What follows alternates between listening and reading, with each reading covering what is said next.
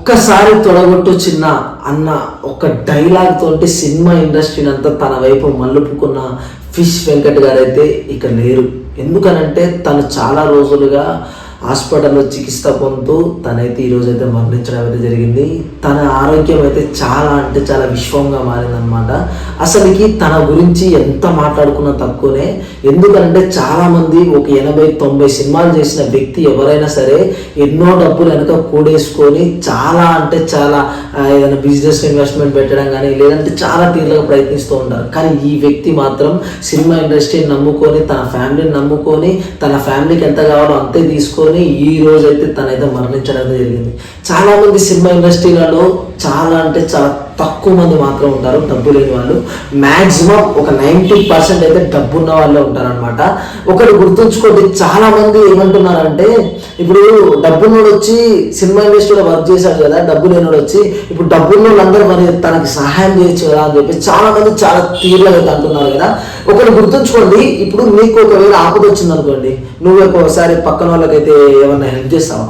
అరే ఒక 100 రూపాయలు కావాలంటేనే 10 సార్లు ఆలోచించే మైండ్ సెట్లో ఉన్న మనమే డబ్బున్న వచ్చి వాళ్ళ బదులు వాళ్ళ పరిస్థితులు వాళ్ళకు ఉంటాయి కదా, వాళ్ళు ఎందుకు పైసలు ఇస్తారు? ఇలాంటివి అయితే చాలా జరుగుతూ ఉంటాయి. దీన్ని కూడా మీరైతే దృష్టిలో పెట్టుకోండి. అలాగే మెయిన్గా తిన ఆరోగ్యం ఎలా క్షీణించిందనంటే ఫస్ట్ తనకైతే షుగర్ వ్యాధితో అయితే చాలా సంవత్సరాలుగా ఒక 10 సంవత్సరాల నుంచి అయితే బాధపడుతున్నాడు. ఆ తర్వాత సీకేడి డయాలసిస్ అదైతే మనిషికి అయితే మళ్ళీ వచ్చిందంట. ఆ తర్వాత 2 కిడ్నీలు అయితే ఫెయిల్ అయిపోయాయి. డైలీ ఒక వారానికి ఒక 3 సార్లు అయితే డయాలసిస్ చేయించుకోవాలి. తన దగ్గర అన్ని పైసలు. ఒక్కసారి డయాలసిస్ చేయించుకుంటే మీకు తెలుసో తెలియదు 10 నుంచి ఒక 15,000 వరకు అయితే.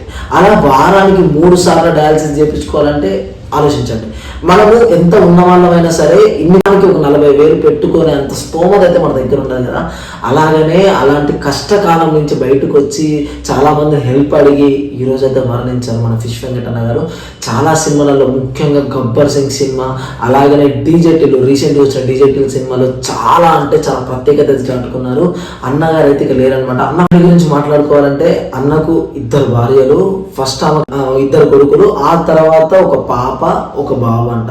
అంటే వీళ్ళైతే చాలా అంటే చాలా గరీబు, 2 ఫ్యామిలీని చదువుకునేవాడు. ఫిష్ మార్కెట్లో ఫిష్ వెంకట్ అంటే తెలియని వాళ్ళు అంటూ ఉన్నారు. ఒక్కసారి మీరు తన గురించి ఎక్కడ చూసినా కూడా ఏ సినిమాలలో చూసినా కూడా తనకంటూ ఒక గుర్తింపు ఉంటుంది.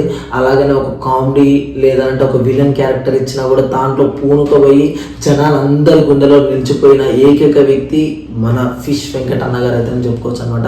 అన్న మీరు చనిపోవడం మాకు చాలా అంటే చాలా బాధాకరంగా ఉన్నది.